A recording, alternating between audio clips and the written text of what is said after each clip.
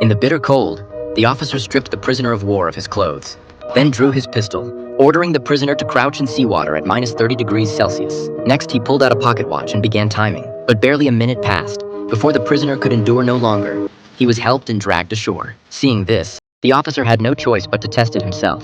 He shed his own coat and stepped into the icy water. He pulled out his pocket watch and started timing. Soon the officer was shivering violently from the cold. He gritted his teeth and endured for 10 minutes. Thus, he reached a conclusion. In this frozen wasteland, no one could swim the 2-kilometer strait, so the officer crossed off the 12th name from his execution list. What the officer never imagined was that this 12th man not only swam the strait, but successfully reached the Swedish border. Yet the border was completely sealed off by the enemy. Overwhelmed by nerves, Luther accidentally slipped and fell. He scrambled to his feet, ready to flee, but was hailed by an enemy officer.